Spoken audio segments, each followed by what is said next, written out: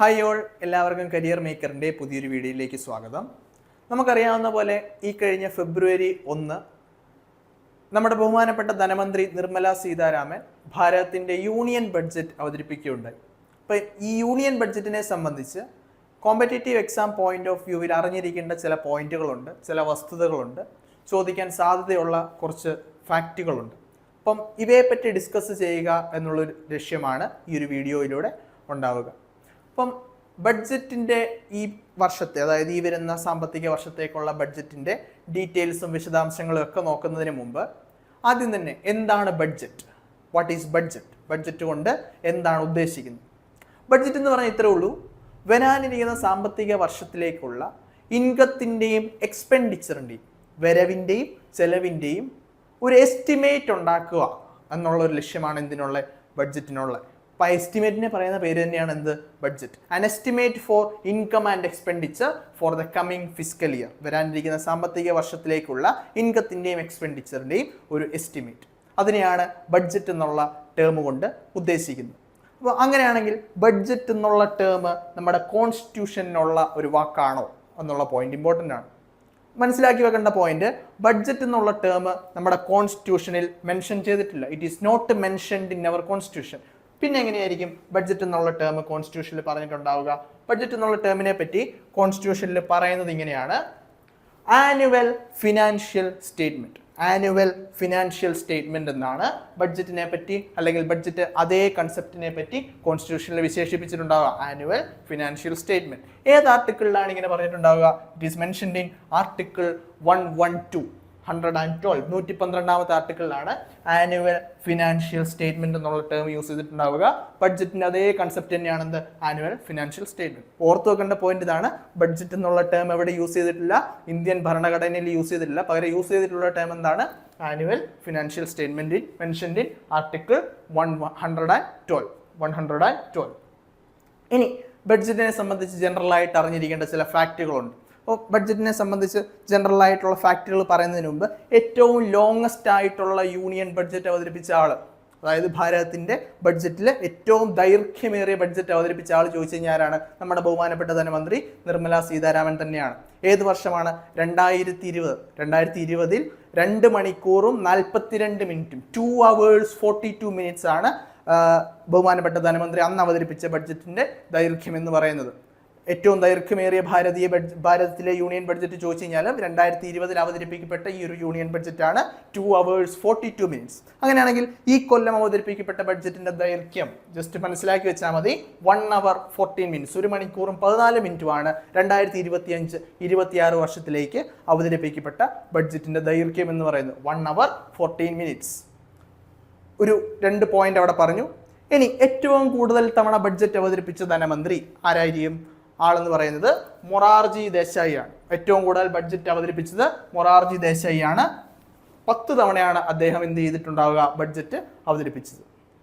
രണ്ടാമത്തെ സ്ഥാനത്ത് നിൽക്കുന്നത് UPA സർക്കാരിന്റെ ധനമന്ത്രിയായിരുന്ന പി ചിദംബരം. 9 വട്ടമാണ് അദ്ദേഹം എന്ത് ചെയ്തിട്ടുള്ളത്? ബഡ്ജറ്റ് അവതരിപ്പിച്ചിട്ടുള്ളത്. മൂന്നാം സ്ഥാനത്ത് നിൽക്കുന്ന 2 പേരാണ്. ഒന്ന് പ്രണബ് മുഖർജി 8 തവണ, പിന്നീട് ഇപ്പോഴത്തെ ധനമന്ത്രിയായിട്ടുള്ള നിർമ്മല സീതാരാമൻ. എത്ര തവണയാണ്? 2 പേരും 8 തവണ. ഇപ്പൊ ഏറ്റവും കൂടുതൽ ബഡ്ജറ്റ് അവതരിപ്പിച്ച ആരാണ്? മൊറാർജി ദേശായി. രണ്ടാമത് പി ചിദംബരം 9 തവണ. മൂന്നാമത്തേത് പ്രണബ് മുഖർജി ആൻഡ് നിർമ്മല സീതാരാമൻ. എത്ര തവണയാണ്? 8 തവണ.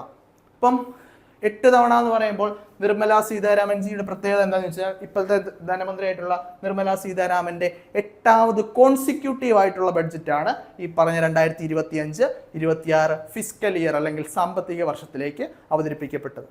കോൺസിക്യൂട്ടീവ്, തുടർച്ചയായിട്ടുള്ള, അതായത് ഒരേ പ്രധാനമന്ത്രിക്ക് കീഴിൽ തുടർച്ചയായി 8ാമത് ബഡ്ജറ്റ് അവതരിപ്പിക്കപ്പെട്ട. അങ്ങനെ ചോദ്യം വന്നു കഴിഞ്ഞാലാണ് നിർമ്മല സീതാരാമനാണ്. 8 കോൺസിക്യൂട്ടീവ് ആയിട്ട് ബഡ്ജറ്റ് അവതരിപ്പിച്ച ഒരാൾ ചോദിച്ചു കഴിഞ്ഞാൽ ആരാണ്? നിർമ്മല സീതാരാമൻ തന്നെയാണ്. 8 കോൺസിക്യൂട്ടീവ് ബഡ്ജറ്റ്. ഇനി കൂടുതൽ ഈ ബഡ്ജറ്റിന് ജനറൽ പോയിന്റ്സിലേക്ക് പോകുന്നതിന് മുമ്പ്, ജനറൽ പോയിന്റ്സിന്റെ ഡീറ്റെയിൽസിലേക്ക് പോകുന്നതിന് മുമ്പ്, ഇന്ത്യയിൽ ആദ്യത്തെ ലേഡി ഫിനാൻസ് മിനിസ്റ്റർ അല്ലെങ്കിൽ വനിതാ ധനകാര്യമന്ത്രി ചോദിച്ചു കഴിഞ്ഞാൽ ആരാണ്? ടെമ്പററി ആയിട്ടുള്ളത് ചോദിച്ചു കഴിഞ്ഞാൽ ആദ്യമായിട്ട് ബഡ്ജറ്റ് അവതരിപ്പിച്ച വനിതാ ധനമന്ത്രി ചോദിച്ചു കഴിഞ്ഞാലാണ് ബഹുമാനപ്പെട്ട ഇന്ദിരാഗാന്ധിയാണ്. പക്ഷെ അത് ടെമ്പററി പോസ്റ്റ് ആയിരുന്നു. പെർമനന്റ് ആയിട്ടുള്ള വനിതാ മിനിസ്റ്റർ ചോദിച്ചു കഴിഞ്ഞാൽ, പെർമനന്റ് ആയിട്ടുള്ള ഫീമെയിൽ മിനിസ്റ്റർ ചോദിച്ചു കഴിഞ്ഞാൽ ആരാണ്? ബഹുമാനപ്പെട്ട നിർമ്മല സീതാരാമനാണ്. പെർമനന്റ് ആയിട്ടുള്ള ബഡ്ജറ്റ് അവതരിപ്പിച്ച വനിതാ ധനമന്ത്രി ചോദിച്ചു കഴിഞ്ഞാൽ നിർമ്മല സീതാരാമനും. ഫസ്റ്റ് ചോദിച്ചു കഴിഞ്ഞാൽ എന്താണ്? ഇന്ദിരാഗാന്ധിയുമാണ്. പക്ഷെ അതെന്താണ്? ടെമ്പററി ആയിട്ടുള്ള ഒരു പോസ്റ്റ് ആയിരുന്നു. ഒരു ടെമ്പററി ബഡ്ജറ്റാണ് അവതരിപ്പിക്കപ്പെട്ടത്.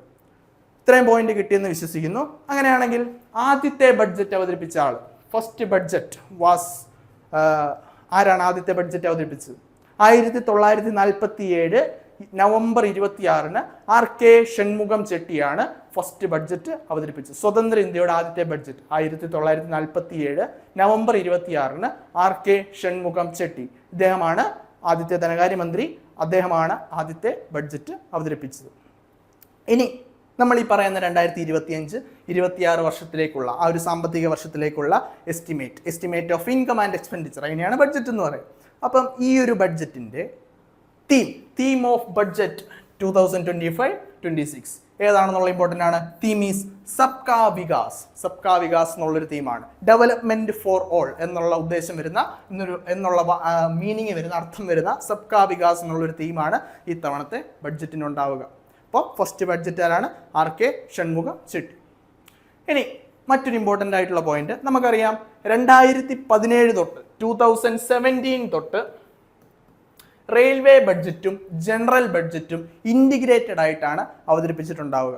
അതായത് 2016 വരെ റെയിൽവേ ബഡ്ജറ്റ് സെപ്പറേറ്റ് ആയിരുന്നു, ജനറൽ ബഡ്ജറ്റ് സെപ്പറേറ്റ് ആയിരുന്നു. അപ്പോൾ 2016 ബിബേക് ദെബ്രോയ് കമ്മിറ്റിയുടെ റെക്കമെൻഡേഷൻ പ്രകാരമാണ് എന്ത് ചെയ്തിട്ടുണ്ടാവുക? ഈ പറഞ്ഞ രണ്ട് ബഡ്ജറ്റിനെയും ഇൻറ്റിഗ്രേറ്റ് ചെയ്തത്. By the recommendation of Bibek Debroy committee 2016 2016 Bibek Debroy കമ്മിറ്റിയുടെ റെക്കമെൻഡേഷൻ പ്രകാരം എന്ത് ചെയ്യുന്നു? ബഡ്ജറ്റിനെ ഇൻറ്റിഗ്രേറ്റ് ചെയ്യുന്നു. എന്താണ് പ്രധാനപ്പെട്ട ലക്ഷ്യം? ബഡ്ജറ്റിന്റെ ചെലവ് ചുരുക്കുക എന്നുള്ളത് തന്നെയാണ് മെയിൻ ലക്ഷ്യം. നല്ല കോസ്റ്റ്ലി ആയിട്ടുള്ള ഒരു പ്രോസസ്സാണ് ബഡ്ജറ്റ് രൂപവൽക്കരണം. അപ്പോൾ ബഡ്ജറ്റ് രൂപവൽക്കരണം ചെലവ് കുറയ്ക്കുക എന്നുള്ളൊരു ലക്ഷ്യം. വേറെ കുറേ ലക്ഷ്യങ്ങളുണ്ട്, പക്ഷേ പ്രധാനപ്പെട്ട ലക്ഷ്യങ്ങളൊന്നും എന്താണ്? ഈ പറഞ്ഞ ബഡ്ജറ്റിന്റെ ചെലവ് കുറയ്ക്കുക എന്നുള്ളതായിരുന്നു. ഇപ്പോൾ 2017 ആദ്യമായിട്ട് ഇൻറ്റിഗ്രേറ്റഡ് ബഡ്ജറ്റ് അവതരിപ്പിക്കപ്പെട്ടത്. സ്വതന്ത്ര ഇന്ത്യയുടെ ആദ്യത്തെ ഇൻറ്റിഗ്രേറ്റഡ് ബഡ്ജറ്റ് അവതരിപ്പിക്കപ്പെട്ടത്, അല്ലെങ്കിൽ രണ്ട് ബഡ്ജറ്റിലൂടെ കമ്പൈൻ ചെയ്തിട്ടുള്ള റെയിൽവേ ബഡ്ജറ്റും ജനറൽ ബഡ്ജറ്റിലൂടെ കമ്പൈൻ ചെയ്തിട്ടുള്ള ബഡ്ജറ്റ് ആദ്യമായിട്ട് അവതരിപ്പിക്കപ്പെട്ടത് 2017 ആരാണ് 2017 ജനറൽ ബഡ്ജറ്റ് അവതരിപ്പിച്ചത്? ഇറ്റ് വാസ് ഡൺ ബൈ, അല്ലെങ്കിൽ ഈ ഒരു ബഡ്ജറ്റ് ചെയ്തത് അരുൺ ജെയ്റ്റ്ലി ആയിരുന്നു. അക്കാലത്തെ ഫിനാൻസ് മിനിസ്റ്റർ ആയിരുന്ന അരുൺ ജെയ്റ്റ്ലി ആയിരുന്നു 2017 ഈ പറഞ്ഞ ഇൻറ്റിഗ്രേറ്റഡ് ആയിട്ടുള്ള ബഡ്ജറ്റ് ആദ്യമായിട്ട് സ്വതന്ത്ര ഇന്ത്യയിൽ അവതരിപ്പിച്ചത്. അങ്ങനെയാണെങ്കിൽ ആദ്യ കാലഘട്ടത്തിൽ, അത് ബ്രിട്ടീഷ് ഇന്ത്യയുടെ സമയത്ത് 1921 ഈ പറഞ്ഞ ജനറൽ ബഡ്ജറ്റിനെയും റെയിൽവേ ബഡ്ജറ്റിനെയും വേർതിരിക്കുന്നത്. അപ്പോൾ നമ്മൾ പറഞ്ഞു ഇൻറ്റിഗ്രേറ്റ് ചെയ്യാൻ കാരണമായിട്ടുള്ള ഏത് കമ്മിറ്റിയുടെ റെക്കമെൻഡേഷൻ മൂലമാണെന്ന് പറഞ്ഞു. It was based on recommendation of Bibek Debroy committee. അങ്ങനെയാണെങ്കിൽ ഇവിടെ 1921 ജനറൽ ബഡ്ജറ്റിനെയും റെയിൽവേ ബഡ്ജറ്റിനെയും വേർതിരിക്കാൻ കാരണമായിട്ടുള്ള റെക്കമെൻഡേഷൻ ഏത് കമ്മിറ്റിയുടെയാണ്? വർഷം 1921 ആണ്. It was based on the recommendation of Acworth കമ്മിറ്റിയുടെ റെക്കമെൻഡേഷൻ പ്രകാരമാണ് ബ്രിട്ടീഷ് ഇന്ത്യ 1921 ബ്രിട്ടീഷ് സമയമായിരുന്നു, ബ്രിട്ടീഷ് റൂൾ ഉണ്ടായിരുന്ന സമയമായിരുന്നു അല്ലേ. ഇപ്പോൾ 1921 ജനറൽ ബഡ്ജറ്റിനെയും റെയിൽവേ ബഡ്ജറ്റിനെയും വേർതിരിക്കാൻ കാരണമായത് it was based on the recommendation of Acworth committee in 1921. ഇത്രയും പോയിന്റ് കിട്ടിയെന്ന് വിശ്വസിക്കുന്നു. ഇപ്പോൾ ജനറൽ ആയിട്ടുള്ള കുറച്ച് ഫീച്ചേഴ്സ് പറഞ്ഞു, കുറച്ച് ഫാക്റ്റുകൾ പറഞ്ഞു. അതേപോലെ 1991 ബഡ്ജറ്റ് ആരാണ് അവതരിപ്പിച്ചത്? ഇന്ത്യയുടെ മരിച്ചുപോയ പ്രധാനമന്ത്രിയായിരുന്ന ബഹുമാനപ്പെട്ട മൻമോഹൻ സിംഗ് ആണ് 1991 ബഡ്ജറ്റ് അവതരിപ്പിച്ചത്. അപ്പോൾ ഏതൊരു ബഡ്ജറ്റിൻ്റെ ലക്ഷ്യങ്ങളിലൊന്നെന്ന് പറഞ്ഞാൽ ഫിസ്ക്കൽ ഡെഫിസിറ്റ് കുറച്ചു കൊണ്ടുവരിക എന്നുള്ളൊരു ലക്ഷ്യമുണ്ട്. എന്താണ് fiscal deficit? What is fiscal deficit? Fiscal deficit എന്താണെന്നുള്ള പോയിന്റ് നമ്മൾ ഇതിൻ്റെ ഡീറ്റെയിൽസിലോട്ട് കിടക്കുന്നതിന് ജസ്റ്റ് മനസ്സിലാക്കി വെച്ചാൽ മതി. It is a difference between, അല്ലെങ്കിൽ gap between income and expenditure. ഇൻകത്തിനും എക്സ്പെൻഡിച്ചറിനും ഇടയിലുള്ള ഒരു വേർതിരിവ്, gap. It is a difference between income and expenditure. അതിനാണ് എന്താ പറയുക? ഫിസ്ക്കൽ ഡെഫിസിറ്റ് എന്ന് പറയാം. അതേപോലെ റവന്യൂ ഡെഫിസിറ്റ് ഉണ്ട്. എന്താണ് revenue deficit? It is a difference between revenue expenditure and revenue receipt. എന്താണ് റെസിപ്റ്റ് ഈസ് ഇൻകം. ഇങ്ങനെ കുറച്ച് കൺസെപ്റ്റുകളുണ്ട്, പക്ഷേ കൺസെപ്റ്റുകളുടെ ഡീറ്റെയിലോട്ട് പോയാൽ ലെങ്ത് കൂടും. അതുകൊണ്ട് തന്നെ നമുക്ക് ഇമ്പോർട്ടൻ്റ് ആയിട്ടുള്ള ഫാക്റ്റുകൾ മാത്രം പറഞ്ഞു പോകാം. അപ്പോൾ പറയാൻ ഒരു പോയിന്റ്, 1991 ആരാണ് ബഡ്ജറ്റ് അവതരിപ്പിച്ചത്? 1991 ബഡ്ജറ്റ് അവതരിപ്പിച്ചത് ഇന്ത്യയുടെ മുൻ പ്രധാനമന്ത്രിയായിരുന്ന ഡോക്ടർ മൻമോഹൻ സിംഗ് ആയിരുന്നു. അപ്പം 1991 മൻമോഹൻ സിംഗ് ആണ് അവതരിപ്പിച്ചത്. 1994 ബഡ്ജറ്റ് അവതരിപ്പിച്ച ആരാണ്? ഇന്ത്യയുടെ മുൻ പ്രധാനമന്ത്രിയായിരുന്ന ഡോക്ടർ മൻമോഹൻ സിംഗ് ആയിരുന്നു. അപ്പോൾ ഈ 1994 ബഡ്ജറ്റിന്റെ പ്രത്യേകത എന്താന്ന് പറഞ്ഞു കഴിഞ്ഞാൽ ആദ്യമായിട്ട് ടെലിവൈസ്ഡ് ചെയ്യപ്പെട്ട ബഡ്ജറ്റ് എന്ന് പറയുന്നത് 1994 ഡോക്ടർ മൻമോഹൻ സിംഗ് അവതരിപ്പിച്ച ഈ ഒരു ബഡ്ജറ്റ് ആയിരുന്നു. അപ്പോൾ ബഡ്ജറ്റിനെ പറ്റി ഇത്രയും പറഞ്ഞപ്പോൾ തന്നെ മറ്റ് രണ്ട് കാര്യങ്ങളൂടെ മനസ്സിലാക്കി വെക്കണം. ജനറൽ ആയിട്ടുള്ള 2 പോയിന്റ്സ് ആണ്. ഒന്നാമത്തേന്ന് പറയുന്ന ഹൽവ സെറിമണി. എന്താണ് ഹൽവ സെറിമണി? അപ്പോൾ നമുക്കറിയാം, ബഡ്ജറ്റ് പ്രിപ്പയർ ചെയ്യുക എന്ന് പറയുന്ന വലിയൊരു പ്രോസസ്സാണ്. അപ്പോൾ ഈ പ്രോസസ്സിൽ പങ്കെടുക്കുന്ന ഒഫീഷ്യൽസ് എല്ലാം ബഡ്ജറ്റ് പ്രിപ്പറേഷൻ്റെ ലാസ്റ്റ് സ്റ്റേജിൽ ഫിനാൻസ് മിനിസ്ട്രിയിൽ ഈ പറഞ്ഞ ഒഫീഷ്യൽസ് എല്ലാം ഒന്നിച്ചുകൂടി സ്വീറ്റ്സ് പങ്കിടുന്ന ഒരു സെലിബ്രേഷനെയാണ് എന്താ പറയുക ഹൽവ സെറിമണി എന്നുകൊണ്ട് ഉദ്ദേശിക്കുന്നത്.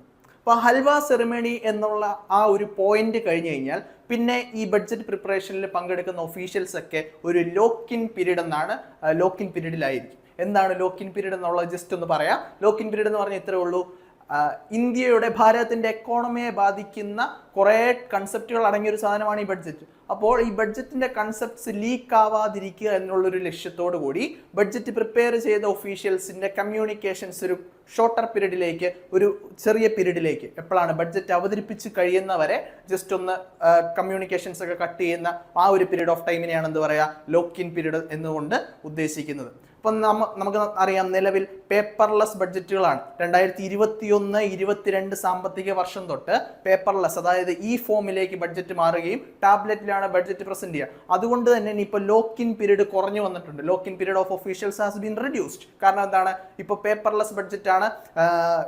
മേക്ക് ഇൻ ഇന്ത്യ പ്രൊജക്ട് വഴി ഉണ്ടാക്കിയ ടാബ്ലറ്റിലാണ് ധനമന്ത്രി 2021-22 ഫിസ്ക്കൽ സാമ്പത്തിക വർഷം തൊട്ട് ബഡ്ജറ്റ് പ്രസന്റ് ചെയ്തിട്ടുണ്ടാവുക. അതുകൊണ്ട് തന്നെ ലോക്കിൻ ടൈം കുറഞ്ഞിട്ടുണ്ട്. അന്നൊരു പോയിന്റ് കൂടെ ഓർത്ത് വെക്കുക. അപ്പം 1947 ബഡ്ജറ്റ് ഓർത്ത് വെക്കുക, 1991 ബഡ്ജറ്റ് ഓർത്ത് വെക്കുക, അതേപോലെ തന്നെ 1991-1994 ബഡ്ജറ്റ് പ്രിപ്പയർ ചെയ്താരാണ്, പ്രസന്റ് ചെയ്താരാണ് ഡോക്ടർ മൻമോഹൻ സിംഗ്. ഇനി നമ്മൾ നെക്സ്റ്റ് ഇമ്പോർട്ടൻ്റ് ആയിട്ടുള്ള പാർട്ടിലേക്ക് കടക്കുകയാണ്. എന്തൊക്കെയാണ് ഈ പറഞ്ഞ 2025-26 സാമ്പത്തിക വർഷത്തിലേക്കുള്ള ധനമന്ത്രി നിർമ്മല സീതാരാമൻ അവതരിപ്പിച്ച ഈ ബഡ്ജറ്റിലെ ഇമ്പോർട്ടൻ്റ് ആയിട്ടുള്ള പോയിന്റ്സ്? ഓരോന്ന് വീതം നോക്കാം. ആദ്യത്തെ ഇമ്പോർട്ടൻ്റ് ആയിട്ടുള്ള പോയിന്റ് എന്ന് പറയുന്നത്, എല്ലാവരും ആകാംക്ഷയോടെ കാത്തിരുന്ന ഒരു പോയിന്റ് എന്ന് പറയുന്നത് ടാക്സിൽ വരുത്തിയ വ്യത്യാസമാണ്. എന്തൊക്കെയാണ് ടാക്സിന്റെ കേസിൽ വന്ന മാറ്റങ്ങൾ? അപ്പം ടാക്സിന്റെ കേസിൽ വന്നത് 12,70,75,000 വരെ ഏൺ ചെയ്യുന്നവർക്ക് ടാക്സ് ഇല്ല എന്നുള്ള ഒരു രീതിയിലോട്ടുള്ള ഒരു കൺസെപ്റ്റ് ഈ ഒരു ബഡ്ജറ്റിൽ ഇൻട്രൊഡ്യൂസ് ചെയ്യപ്പെടുന്നു. അപ്പോൾ ടാക്സ് സ്ലാബ്സ് എന്ത് ചെയ്യുന്നു, റിവിഷൻ ചെയ്യപ്പെടുന്നു. അപ്പോൾ 12.75 ലാക്ക് വരെ ഏൺ ചെയ്യുന്നവർക്ക് എന്ത് ചെയ്യുന്നില്ല, ടാക്സ് നൽകേണ്ടി വരുന്നില്ല. കാരണം എന്താണ്, ഈ 12.75 ഈ 75,000 എന്നുള്ളത് സ്റ്റാൻഡേർഡ് ഡിഡക്ഷൻ ആയിട്ട് ഓൾറെഡി കട്ട് ചെയ്യപ്പെടുന്നു. എന്താണ് സ്റ്റാൻഡേർഡ് ഡിഡക്ഷൻ എന്നുള്ള കൺസെപ്റ്റ് കൂടെ മനസ്സിലാക്കി വെക്കണം. സ്റ്റാൻഡേർഡ് ഡിഡക്ഷൻ എന്ന് പറഞ്ഞു കഴിഞ്ഞാൽ ടാക്സബിൾ ആയിട്ടുള്ള എമൗണ്ടിന്റെ ഒരു നിശ്ചിത തുക ഗവൺമെന്റ് പിടിക്കുന്നു. ടാക്സ് അല്ല, ടാക്സബിൾ ആയിട്ടുള്ള തുകയുടെ ഒരു നിശ്ചിത എമൗണ്ട് ഗവൺമെന്റ് പിടിക്കുന്നു. അതിനെയാണ് എന്താ പറയുക സ്റ്റാൻഡേർഡ് ഡിഡക്ഷൻ എന്ന് പറയാം. നേരത്തെ അത് 50,000 ആയിരുന്നു, ഈ ഒരു ബഡ്ജറ്റിൽ അത് 75,000 ആയിട്ട് മാറിയിട്ടുണ്ട്. ഇപ്പോൾ 75,000 ആണ് സ്റ്റാൻഡേർഡ് ഡിഡക്ഷൻ വരിക. ഈ സ്റ്റാൻഡേർഡ് ഡിഡക്ഷൻ കഴിച്ചു കഴിഞ്ഞ് കഴിഞ്ഞാൽ 12.75 ലാക്കിൽ പിന്നെ എത്ര വരും, പിന്നെ ഉള്ള 12 ലാക്കാണ്. ഇപ്പോൾ 12 ലാക്ക് വരെ ടാക്സ് ഇല്ല എന്നുള്ളൊരു, ടാക്സ് പേയ്മെന്റ് ചെയ്യേണ്ട എന്നുള്ളൊരു രീതിയിലോട്ടുള്ള കൺസെപ്റ്റ് ഈ ഒരു ബഡ്ജറ്റിൽ ഇൻട്രൊഡ്യൂസ് ചെയ്യപ്പെടുന്നു. അതേപോലെ മിഡിൽ ക്ലാസ്സിനൊക്കെ ഹെൽപ്പ് ചെയ്യുന്നൊരു ബഡ്ജറ്റ് എന്നുള്ളൊരു ആശയമാണ് ഈ ഒരു ബഡ്ജറ്റ് വഴി ധനമന്ത്രി മുന്നോട്ട് വയ്ക്കുന്നത്. അപ്പം 12 ലാക്ക് വരെ എന്ത് ചെയ്യുന്നില്ല, ടാക്സ് പേ ചെയ്യുന്നില്ല. 12.75 ആണ്, അതിൽ 75,000 എന്തായിട്ട് പോകുന്നു, സ്റ്റാൻഡേർഡ് ഡിഡക്ഷൻ ആയിട്ട് പോകുന്നു. ഇനി ഇമ്പോർട്ടൻ്റ് ആയിട്ടുള്ള ടാക്സ് സ്ലാബുകൾ ഏതൊക്കെയാണെന്ന് നോക്കാം. ടാക്സ് സ്ലാബുകൾ എന്ന് പറഞ്ഞാൽ ഇത്രേ ഉള്ളൂ. ഇമ്പോർട്ടൻ്റ് ആയിട്ടുള്ള ടാക്സ് സ്ലാബുകൾ, ഒന്നാമത്തേന്ന് പറഞ്ഞാൽ 0 to 4 ലാക്ക് ആണെങ്കിൽ ടാക്സ് ഒന്നുമില്ല, there is no tax. 4 to 8 lakh ആണെങ്കിൽ 5% ടാക്സ് ഉണ്ട്. 8 to 12 ലാക്ക് ആണെങ്കിൽ 10% ടാക്സ് ഉണ്ട്. 12 to 16 ലാക്ക് ആണെങ്കിൽ 15% ടാക്സ് ഉണ്ട്. 16 to 20 ലാക്ക് ആണെങ്കിൽ 20% ടാക്സ് ഉണ്ട്. 20 to 24 ലാക്ക് ആണെങ്കിൽ 25% ടാക്സ് ഉണ്ട്. അതേപോലെ എബവ് 24 ലാക്ക് ആണെങ്കിൽ എത്ര ശതമാനം ടാക്സ് ഉണ്ട്, 30% ടാക്സ് ഉണ്ട്. അപ്പോൾ ഇതെങ്ങനെയാണ്, ജസ്റ്റ് ടാക്സ് ഒന്ന് കാൽക്കുലേറ്റ് ചെയ്യുക. ടാക്സ് എങ്ങനെയാണെന്ന് ജസ്റ്റ് മനസ്സിലാവാൻ വേണ്ടി മാത്രം ഞാനൊരു കൺസെപ്റ്റ് പറയാം, ഒരു എമൗണ്ട് പറയാം. ഉദാഹരണം, ഒരാൾക്ക് 15.75 ലാക്ക് 15,70,75,000 എത്രയുണ്ട്? ഇൻകം ആയിട്ടുണ്ട്. ഇൻകം 15.75 ലാക്ക് ആയിട്ടുണ്ടെങ്കിൽ അതിൽ 75K 75,000 രൂപ എന്താണ്? സ്റ്റാൻഡേർഡ് ഡിഡക്ഷൻ ആണ്. അങ്ങനെയാണെങ്കിൽ മിച്ചമുള്ള തുക എത്രയായിരിക്കും? സ്റ്റാൻഡേർഡ് ഡിഡക്ഷൻ കഴിച്ച് കഴിഞ്ഞാൽ മിച്ചമുള്ള തുക എത്രയാണ്? 15 ലാക്ക് ആണ്. 15 ലാക്ക്. അപ്പൊ ടാക്സബിൾ ആയിട്ടുള്ള എമൗണ്ട് എത്രയാണ്? 15 ലാക്ക് ആണ്. ഇനി 15 ലാക്കിൽ എങ്ങനെയാണ് ടാക്സ് പേ ചെയ്യുക? നമുക്ക് നോക്കാം. 15 ലാക്കിൽ എന്ന് പറയുമ്പോൾ 0 to 4 ലാക്ക് എന്ത് വരും? 0 to 4 ലാക്ക് 0 വരും. പിന്നെ 4 to 8 ലാക്ക് 4 തൊട്ട് 8 ലക്ഷം വരെ എത്ര വരും? സ്ലാബ് എന്ന് പറയുന്നത് 4 ലക്ഷമാണ് വരിക. 4 ലക്ഷത്തിന്റെ 5%, 4 ലക്ഷത്തിന്റെ 5% എത്ര വരും? 4 ലക്ഷത്തിന്റെ 5%, 4 ലക്ഷത്തിന്റെ 5% എന്ന് പറഞ്ഞു കഴിഞ്ഞാൽ 20K വരും, 20,000 വരും. 5% ഓഫ് 4 ലാക്ക്. കാരണം 4 to 8 ലാക്ക് 4 ലക്ഷമാണ് ഇവിടെ സ്ലാബിൽ വരിക. അപ്പൊ അതിന്റെ 5% എത്ര വരും? 20K. അതിനുശേഷം 8 to 12, 8 to 12 ലാക്ക് എത്ര ശതമാനം വരും? 10% വരും. 8 to 12 ലാക്ക് 10% ആണെങ്കിൽ അപ്പൊ ആ 4 ലാക്കിന്റെ 10% എന്ന് പറയുന്നത് എത്രയാണ്? 40K ആണ്. 4 ലാക്കിന്റെ 10% എന്ന് പറയുന്നത് 40K ആണ്. പിന്നെ 12 to 16 ലാക്കിന്റെ എത്രയുണ്ട്? ഒരു 15% ഉണ്ട്. പക്ഷെ ഇവിടെ 16 ലാക്ക് വരെ വരുന്നുണ്ടോ? ഇല്ല.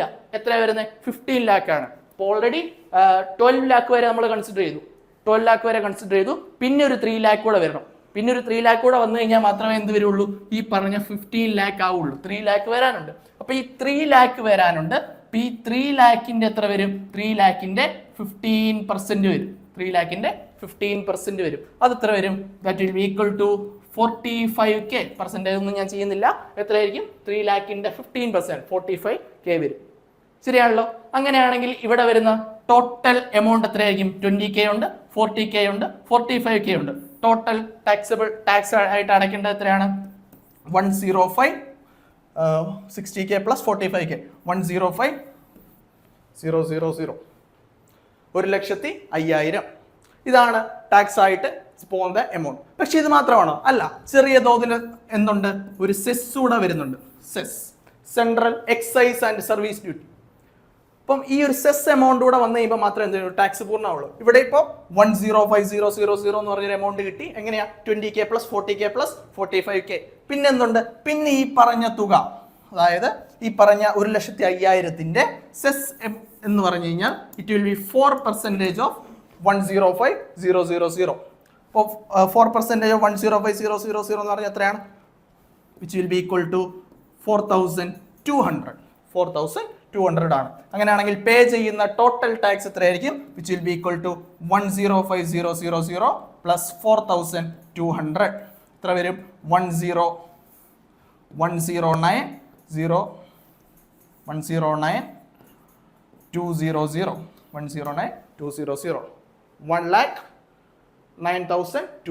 109,200.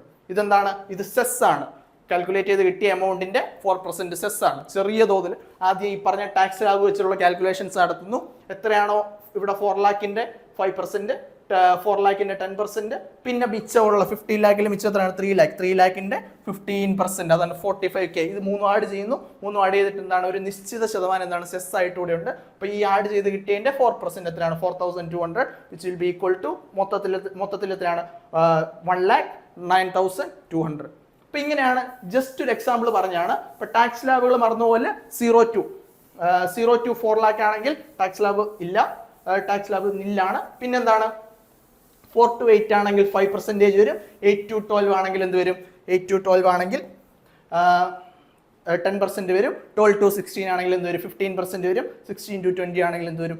20% വരും. പിന്നെ അതേപോലെ ഓർത്ത് വെക്കേണ്ട മറ്റൊരു വ്യത്യാസം എന്ന് പറയുന്നത് TDS എന്ന് പറഞ്ഞൊരു കൺസെപ്റ്റ് ഉണ്ട്, TCS എന്ന് പറഞ്ഞൊരു കൺസെപ്റ്റ് ഉണ്ട്. ടാക്സ് ഡിഡക്റ്റഡ് അറ്റ് സോഴ്സ്, അല്ലെങ്കിൽ ടാക്സ് ഡിഡക്ഷൻ അറ്റ് സോഴ്സ്. അങ്ങനെയാണ് TDS എന്ന് പറയാം. ഉദാഹരണം, നമുക്കൊരു എമൗണ്ട് സാലറി ആയിട്ട് വരികയാണ്. ഈ സാലറി ആയിട്ട് വരുന്ന ഈ എമൗണ്ടിന്റെ ഒരു നിശ്ചിത ശതമാനം സാലറി തരുന്ന ആൾ എന്ത് ചെയ്യുന്നു? പിടിക്കുന്നു. അതായത് ടാക്സ് ആയിട്ട് കളക്ട് ചെയ്യുന്നു. അത് ഗവൺമെന്റിൽ പേ ചെയ്യുന്നു. അതിനെയാണ് എന്താ പറയുക? TDS എമൗണ്ട് എന്ന് പറയാം. പിന്നെ ഇത് ഇൻകം ടാക്സ് റിട്ടേൺസ് ഫയൽ ചെയ്യുമ്പോൾ എന്താണ്? നമുക്ക് തിരിച്ചു കിട്ടുന്ന ഒരു എമൗണ്ട് ആണ്. അപ്പോൾ TDS എന്ന് പറഞ്ഞു കഴിഞ്ഞാൽ ഇത്രേ ഉള്ളൂ. ടാക്സ് ഉദാഹരണമാണ് പറഞ്ഞ സാലറി കിട്ടുന്നു, സാലറിയുടെ ഒരു നിശ്ചിത തുക എന്താണ് സാലറി തരുന്നയാൾ പിടിക്കുന്നു. ഈ ഇത്തരത്തിലുള്ള ഒരു ടാക്സിനാണ് എന്താ പറയുക ടാക്സ് ഡിഡക്റ്റഡ് അറ്റ് സോഴ്സ് എന്ന് പറയാം. അപ്പൊ TDS ബന്ധപ്പെട്ട് ഒരു പോയിന്റ് മാത്രമേ ഇവിടെ ഇമ്പോർട്ടന്റ് ആയിട്ട് പറയുന്നുള്ളൂ. സീനിയർ സിറ്റിസന്റെ കേസിൽ അവരുടെ TDS ലിമിറ്റ് എന്നുള്ളത് 50,000 നിന്നും എത്രയായിട്ട് റേസ് ചെയ്തിട്ടുണ്ട് 1 lakh ആയിട്ട് റേസ് ചെയ്തിട്ടുണ്ട്. It has been raised from 50,000 to 1 lakh. ആരുടെയാ TDS deduction on interest income for senior citizen. ഈ ഒരു പോയിന്റ് ഓർത്ത് വെക്കുക. സീനിയർ സിറ്റിസന്റെ ഇൻട്രസ്റ്റ് ഇൻകം TDS ഡിഡക്ട് ചെയ്യുന്നതിന്റെ പരിധി എന്ന് പറയുന്നത് 50,000 നിന്നും എത്രയാക്കിയിട്ടുണ്ട് 1 lakh ആയിട്ട് മാറിയിട്ടുണ്ട്. ഇത് ഈ ഒരു ബഡ്ജറ്റിൽ വന്ന സുപ്രധാനമായിട്ടുള്ള ഒരു മാറ്റമാണ്. പിന്നെ എന്താണ് ഇമ്പോർട്ടന്റ് ആയിട്ടുള്ള മറ്റു ചില പോയിന്റ്സ് നോക്കാം. ഞാൻ പറഞ്ഞു TDS എന്ന് പറയുന്ന കൺസെപ്റ്റ് പോലെ തന്നെ ഇമ്പോർട്ടന്റ് ആയിട്ടുള്ള മറ്റൊരു കൺസെപ്റ്റ് ആണ് TCS. എന്താണ് TCS എന്ന് പറയുന്നതിന് മുമ്പ് തന്നെ അതേപോലെ TDS റെന്റിന്റെ കേസിലും ഉണ്ട്. TDS റെന്റിന്റെ കേസിലൂടെ പറയാൻ നമുക്ക് TCSലേക്ക് പോവാം. റെന്റ് കൊടുക്കുമ്പോൾ ഒരു നിശ്ചിത തുക റെന്റ് പേ ചെയ്യുന്നയാൾ പിടിച്ചിട്ടാണ് കൊടുക്കുക. നിശ്ചിത തുക റെന്റ് പേ ചെയ്യുന്നയാൾ എന്ത് ചെയ്യുന്നുണ്ട്, റെന്റ് പേ ചെയ്യുന്ന എമൗണ്ടിന്റെ ഒരു സർട്ടൈൻ പെർസെൻറ്റേജ് ടാക്സ് ആയിട്ട് പേ ചെയ്യുന്നുണ്ട്. അതിനെയാണ് റെന്റിന്റെ കേസിൽ TDS എന്ന് പറയാം. അപ്പോൾ അതിന്റെ ലിമിറ്റ് എന്ന് പറയുന്നത് ആനുവലി 2.40 lakh ആയിരുന്നു. അതെന്തായിട്ട് ഇൻക്രീസ് ചെയ്തു 6 lakh ആയിട്ട് ഇൻക്രീസ് ചെയ്തു. അപ്പോൾ 2.40 lakh വരെ അതിന് മുകളിലോട്ട് ആനുവൽ റെന്റ് പേ ചെയ്യുന്നവർ TDS കൊടുക്കണം എന്നുള്ളൊരു സ്ഥിതിയായിരുന്നു ഉണ്ടായിരുന്നത്. അതെന്തായിട്ട് റേസ് ചെയ്തു 6 lakh ആനുവലി ആയിട്ട് റേസ് ചെയ്തു. അതാണ് TDSുമായിട്ട് ബന്ധപ്പെട്ടുള്ള 2 പോയിന്റ്. ഒന്ന് സീനിയർ സിറ്റിസന്റെ കേസിലും രണ്ടാമത്തെ റെന്റിന്റെ കേസിലും. മൂന്നാമത്തായിട്ടുള്ള TCSന്റെ കേസിലാണ്. ഇപ്പോൾ TCSന്റെ കേസിൽ പറയുന്നത് റെമിറ്റൻസ്, അതായത് വിദേശത്തേക്ക് പണം അയക്കുന്നതിന്റെ ലിമിറ്റ് എന്നുള്ളത് 7 lakh നിന്നും 10 lakh ആയിട്ട് റേസ് ചെയ്തു. അപ്പം ത്രഷോൾഡ് എന്ന് പറയുന്നത് ഇത്രേ ഉള്ളൂ.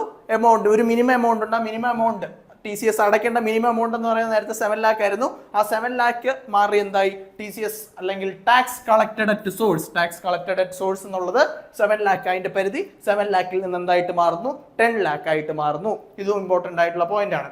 പിന്നെ അതേപോലെ ഇമ്പോർട്ടന്റ് ആയിട്ടുള്ള പോയിന്റ് എന്ന് പറയുന്നത് മറ്റൊരു സ്കീമാണ്.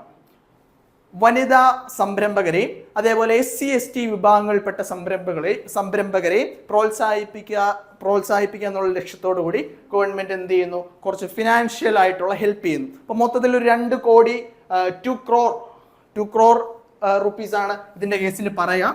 2 crore റുപ്പീസ് ആദ്യമായിട്ട് എന്റർപ്രണർ ആവുന്ന അല്ലെങ്കിൽ ആദ്യമായിട്ട് സംരംഭകരാകുന്നവർക്ക് കിട്ടുന്ന രീതിയിൽ, അത് ആർക്കൊക്കെയാ, പ്രത്യേകിച്ച് വനിതകൾക്കും ഷെഡ്യൂൾഡ് ട്രൈബിലുള്ളവർക്കും ഉപകാരപ്പെടുന്ന രീതിയിലൊരു സ്കീമുണ്ട്. Loan scheme for women and SC/ST entrepreneurs. അപ്പം ഇത് എത്ര പേരെ ബെനിഫിറ്റ് ചെയ്യും എന്നുള്ളൊരു കൺസെപ്റ്റ് ഇവിടെ പറയുന്നുണ്ട്. It will benefit 5 lakh new entrepreneurs over the next 5 years. അടുത്ത് വരാനിരിക്കുന്ന 5 വർഷത്തിൽ 5 ലക്ഷം പുതിയ സംരംഭകരെ ഹെൽപ്പ് ചെയ്യുന്ന ഒരു പദ്ധതിയാണ് ഈ പറഞ്ഞ loan scheme for women and SC/ST entrepreneurs. അപ്പോൾ എന്താണ് ഇതിന്റെ ഒബ്ജക്റ്റീവ് എന്നുള്ളത് അറിയാം. നോർമലി പറയുമ്പോൾ മെയിൽ ഫീമെയിൽ ജെൻഡർ ഡിഫറൻസ് പറയുന്ന പോലെ തന്നെ വനിതാ സംരംഭകരും പുരുഷ സംരംഭകരും തമ്മിലുള്ള വ്യത്യാസം എന്ന് പറഞ്ഞു കഴിഞ്ഞാൽ വനിതാ സംരംഭകർ അഭിമുഖീകരിക്കുന്ന കുറേ പ്രശ്നങ്ങളുണ്ട്. അപ്പോൾ അവർക്ക് സൊസൈറ്റി കൊടുക്കുന്ന കുറച്ച് എക്സ്പെക്ടേഷൻസ് ഉണ്ട്. അതുപോലെ തന്നെ എന്താണ് ഈ പറഞ്ഞ ലിമിറ്റഡ് ആയിട്ടുള്ള ഫണ്ടേ ഉണ്ടാവുള്ളൂ. പിന്നെ കയ്യിലുള്ള റിസോഴ്സസ് കുറവായിരിക്കും. അപ്പൊ ഇത്തരത്തിലുള്ള പ്രശ്നങ്ങളെ അതിജീവിക്കുക എന്നുള്ളൊരു ഒബ്ജക്റ്റീവ് ആണ് ആർക്കുള്ളത്, ഈ പറഞ്ഞ ലോൺ കൊടുക്കുക മാത്രമല്ല ട്രെയിനിങ് കൊടുക്കുക, അങ്ങനെ കുറെ പ്രോഗ്രാമുകളുണ്ട്. അപ്പൊ ഇവിടെ ഇമ്പോർട്ടന്റ് ആയിട്ട് പറയുന്നത് എന്താണ്, ഫണ്ടിങ്ങിന്റെ കേസിലാണ്. അതായത് ഫണ്ടിന്റെ കേസിൽ വനിതാ സംരംഭകരും പുരുഷ സംരംഭകരും തമ്മിലുള്ള ഗ്യാപ്പ് കുറയ്ക്കുക, അല്ലെങ്കിൽ മാർജിനലൈസ്ഡ് ഗ്രൂപ്പ് നോർമൽ ആയിട്ടുള്ള സംരംഭകരും തമ്മിലുള്ള ഗ്യാപ്പ് കുറയ്ക്കുക എന്നുള്ളൊരു ലക്ഷ്യം ഇതിനുണ്ട്, ഈ പറഞ്ഞ സ്കീമിനുണ്ട്. അപ്പം ഞാൻ പറഞ്ഞു ഓൾറെഡി പുരുഷ സംരംഭകരും വനിതാ സംരംഭകരും തമ്മിൽ ഉള്ള വ്യത്യാസങ്ങളുണ്ട്. അത് വനിതാ സംരംഭകർ നേരിടുന്ന പല പ്രശ്നങ്ങളുണ്ട്. അപ്പോൾ ഒന്നാമത്തെ പ്രശ്നം എന്ന് പറയുന്നത് they have limited access to credit. Already പറഞ്ഞാണ് എന്താണ്, പൈസ കിട്ടാനുള്ള അല്ലെങ്കിൽ ഒരു സംരംഭം തുടങ്ങാനുള്ള തുക കിട്ടാനുള്ള വഴികൾ കുറവാണ് ഒരു വനിതാ സംരംഭകർക്ക്. അപ്പോൾ അതേപോലെ തന്നെ ഫോർമൽ ആയിട്ടുള്ള സോഴ്സസിൽ നിന്നും ബോറോ ചെയ്യാനുള്ള ടെൻഡൻസി ആർക്ക് കുറവാണ്, വനിതാ സംരംഭകർക്ക് കുറവാണ്. ഇതെല്ലാം ഇവരുടെ സംരംഭത്തെ ബാധിക്കുന്ന പോയിന്റുകളാണ്. അതേപോലെ ദേ ലാക്ക് ഫിനാൻഷ്യൽ റിസർവ്സ് എന്നൊരു പോയിന്റ് കൂടി ഇവിടെ ഉണ്ട്. അതേപോലെ they lack connection to professional networks. അപ്പം ഒരു സംരംഭം തുടങ്ങുമ്പോൾ ആ സംരംഭവുമായിട്ട് ബന്ധപ്പെട്ട പ്രൊഫഷണൽ പ്രൊഫഷണൽസുമായിട്ട് കണക്ഷൻസ് വേണം. അതിന് ഒരു റെസ്ട്രിക്ഷൻ ആർക്കുണ്ട്? ഈ പറഞ്ഞ വനിതാ സംരംഭകർക്കുണ്ട്. അതേപോലെ തന്നെ വർക്ക് ലൈഫും ഹൗസ് ഹോൾഡ് ആക്ടിവിറ്റീസും ബാലൻസ് ചെയ്യുക എന്നുള്ളതും വലിയൊരു പണിയാണ്. അപ്പോൾ ഇത്തരത്തിൽ വനിതാ സംരംഭകർ നേരിടുന്ന പല പ്രശ്നങ്ങളുണ്ട്. അപ്പോൾ മെയിൻലി ഫിനാൻഷ്യൽ ആയിട്ടുള്ള കുറച്ച് പ്രശ്നങ്ങളുണ്ട്. ആ ഫിനാൻഷ്യൽ ആയിട്ടുള്ള പ്രശ്നങ്ങളെ തരണം ചെയ്യാൻ വേണ്ടിയിട്ടാണ് ഈ പറഞ്ഞ ഫണ്ടിങ് സ്കീമുകൾ ഗവൺമെന്റ് ഇൻട്രൊഡ്യൂസ് ചെയ്യുക. ഇനി മറ്റ് ബഡ്ജറ്റിന് ഇമ്പോർട്ടൻ്റ് ആയിട്ടുള്ള ഫീച്ചേഴ്സിലേക്ക് പോകുമ്പോൾ ഓൾറെഡി കുറച്ച് വനിതാ സംരംഭകരെ ഉത്തേജിപ്പിക്കാൻ വേണ്ടി അവർക്ക് പ്രോത്സാഹനം കൊടുക്കുന്ന കുറച്ച് സ്കീമുകൾ ഓൾറെഡി ഉണ്ട്. ഒന്നാമത്തെ എന്താണ്? മുദ്രാ യോജന എന്ന് പറയുന്ന സ്കീമാണ്. മുദ്രാ യോജന എന്ന് പറഞ്ഞാൽ എന്താണ്? ലോൺ കൊടുക്കുന്നു for MSMEs, micro small and medium എന്റർപ്രൈസസുകൾക്ക് 10 ലക്ഷം വരെ ലോൺ കൊടുക്കുന്ന ചെറിയ ഇൻട്രസ്റ്റ് നിരക്ക്, ചെറിയ പലിശ നിരക്ക് ലോൺ കൊടുക്കുന്ന ഒരു സ്കീമാണ് മുദ്രാ യോജന. ആർക്കാണ്? For women. എല്ലാവർക്കും കൊടുക്കും, പക്ഷേ വനിതാ സംരംഭകർക്ക് എന്താണ്? വനിതാ സംരംഭകർക്ക് പലിശ നിരക്ക് കുറച്ച് കുറവായിരിക്കും. ആ ഒരു സ്കീമാണ് മുദ്രാ യോജന. അതേപോലെ തന്നെ ഇമ്പോർട്ടൻ്റ് ആയിട്ടുള്ള മറ്റൊരു സ്കീമുണ്ട്, സ്റ്റാൻഡപ്പ് ഇന്ത്യ സ്കീം. ഇതൊക്കെ ഓൾറെഡി എക്സിസ്റ്റിംഗ് ആയിട്ടുള്ള സ്കീമുകളാണ്. അപ്പോൾ സ്റ്റാൻഡപ്പ് ഇന്ത്യ സ്കീമുണ്ട്. 10 ലക്ഷം തൊട്ട് 1 കോടി രൂപ വരെ ഒരു ബ്രാഞ്ചിൽ നിന്നും അറ്റ്ലീസ്റ്റ് ഒരു വനിതയ്ക്കോ അല്ലെങ്കിൽ SC/ST വിഭാഗത്തിൽപ്പെട്ടവർക്കോ കൊടുക്കുന്ന ഒരു സ്കീമാണ് സ്റ്റാൻഡപ്പ് ഇന്ത്യ സ്കീം. ഒരു ബാങ്കിന്റെ എല്ലാ ബ്രാഞ്ചുകളിൽ നിന്നും അറ്റ്ലീസ്റ്റ് ഒരു വനിതയ്ക്കോ അല്ലെങ്കിൽ SC/ST വിഭാഗത്തിൽപ്പെട്ടവർക്കോ 10 lakh to 1 crore loan കൊടുക്കുന്ന ഒരു സ്കീമാണ് സ്റ്റാൻഡപ്പ് ഇന്ത്യ സ്കീം. അതേപോലെ 1, 2, 3 സ്കീമുകളുണ്ട്. ഒന്നാമത് PM employment generation programme, PMEGP എന്ന് പറയുന്ന ഒരു പ്രോഗ്രാം ഉണ്ട്. ഫിനാൻഷ്യൽ അസിസ്റ്റൻസ് ആർക്ക് ഓഫർ ചെയ്യുന്നു? വനിതാ സംരംഭകർക്ക് ഓഫർ ചെയ്യുന്നു. ഏത് വനിതാ സംരംഭകർ? MSMEs തുടങ്ങുന്ന അല്ലെങ്കിൽ ചെറിയ എന്റർപ്രൈസുകൾ, ചെറിയ സംരംഭങ്ങൾ തുടങ്ങുന്ന വനിതാ സംരംഭകർക്ക് ഫിനാൻഷ്യൽ അസിസ്റ്റൻസ് ഓഫർ ചെയ്യുന്ന ഒരു പ്രോഗ്രാമാണ് PM എംപ്ലോയ്മെന്റ് ജനറേഷൻ പ്രോഗ്രാം. അതേപോലെ ഉദ്യം ശക്തി പോർട്ടൽ ഉണ്ട്. അപ്പം എന്താണ് ഉദ്യം ശക്തി പോർട്ടൽ എന്ന് പറഞ്ഞു കഴിഞ്ഞാൽ? It gives help in planning, അതേപോലെ മെന്റർഷിപ്പ് കൊടുക്കുന്നു, അങ്ങനെ ഹെൽപ്പ് ചെയ്യുന്നു, മാർക്കറ്റ് റിസർച്ചിനുള്ള സഹായങ്ങൾ ചെയ്യുന്നു. ആർക്കാ? വനിതാ സംരംഭകർക്ക്. അതേപോലെ ഒരു 25 lakhs വരെ ഫിനാൻഷ്യൽ അസിസ്റ്റൻസ് കൊടുക്കാനുള്ള ഒരു ഇതുകൂടിയാണ് എന്തെന്ന് പറയാം? ഉദ്യം ശക്തി പോർട്ടൽ എന്ന് പറയാം. അതേപോലെ ഇമ്പോർട്ടൻ്റ് ആയിട്ട് അറിഞ്ഞു വെക്കേണ്ട മറ്റ് ചില സ്കീമുകളുണ്ട്. എന്തൊക്കെയാണെന്ന് നോക്കാം. ഈ ഒരു ബഡ്ജറ്റിൽ 2025-26 ഫിസ്ക്കൽ ഇയർ സാമ്പത്തിക വർഷത്തേക്കുള്ള ബഡ്ജറ്റിൽ ഒന്നാമത്തെ നമ്മൾ പറഞ്ഞു ഏതാണ്? Loan for women and backward class, SC/ST പോലുള്ള ക്ലാസ്സസിലുള്ളവർക്ക് സംരംഭങ്ങൾക്ക് വേണ്ടിയുള്ള ലോൺ. അതേപോലെ ഇമ്പോർട്ടൻ്റ് ആയിട്ട് അടുത്ത് പറയുന്നത് PM ദാൻ ധന്യ കൃഷി യോജന. ദാൻ ധന്യ കൃഷി യോജന എന്താണ്? ദാൻ ധന്യ കൃഷി യോജന വഴി ഗവൺമെന്റ് ഉദ്ദേശിക്കുക എന്നുള്ള ഇമ്പോർട്ടൻ്റ് ആണ്. അഗ്രികൾച്ചറൽ പ്രൊഡക്ടിവിറ്റി കുറഞ്ഞ കുറച്ച് ഡിസ്ട്രിക്റ്റുകളുണ്ട്. അബൌട്ട് 100 ലോ പ്രൊഡക്ടിവിറ്റി ഡിസ്ട്രിക്റ്റുകളുണ്ട്. അപ്പം ഈ ലോ പ്രൊഡക്റ്റീവ് ആയിട്ടുള്ള ഈ ഡിസ്ട്രിക്റ്റുകളെ ഹൈ പ്രൊഡക്റ്റീവ് ആക്കുക എന്നുള്ള ലക്ഷ്യത്തിലാണ് എന്ത് പറയുക? PM ദാൻ ധന്യ കൃഷി യോജന എന്നുള്ള ആ ഒരു സ്കീം കൊണ്ടുവരിക. അപ്പം ഇത് ഇൻസ്പയർ ചെയ്യാനായിട്ടുള്ള പ്രോഗ്രാം എന്ന് പറയുന്നത് ആസ്പിരേഷണൽ ഡിസ്ട്രിക്ട് പ്രോഗ്രാം എന്ന് പറഞ്ഞൊരു പ്രോഗ്രാമാണ്. അതെന്താണ് ആസ്പിരേഷണൽ ഡിസ്ട്രിക്ട് പ്രോഗ്രാം എന്ന് പറഞ്ഞാൽ? ഇത്രേ ഉള്ളൂ. പല ഇൻഡെക്സുകളുണ്ട്. പോവേർട്ടി ഇൻഡെക്സ് ഉണ്ട്, എഡ്യൂക്കേഷൻ ഇൻഡെക്സ് ഉണ്ട്, ഇങ്ങനെ പല പല പല ഇൻഡെക്സുകളുണ്ട്.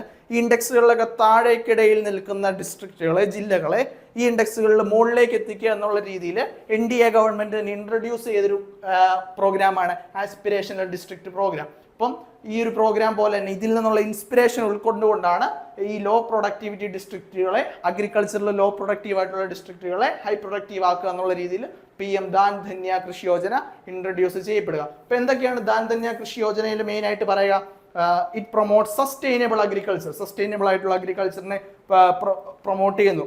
സസ്റ്റൈനബിൾ അഗ്രികൾച്ചറിന്റെ ഓരോ രീതിയൊക്കെ അറിയാം. ക്രോപ്പ് റൊട്ടേഷൻ ഉണ്ട്. Crop rotation it is A method of sustainable agriculture എന്ന് പറഞ്ഞ മാതിരി സസ്റ്റൈനബിൾ ആയിട്ടുള്ള അഗ്രികൾച്ചറിന്റെ ക്രോപ്പ് ഡൈവേഴ്സിഫിക്കേഷൻ എന്ത് ചെയ്യുന്നു? പ്രൊമോട്ട് ചെയ്യുന്നു.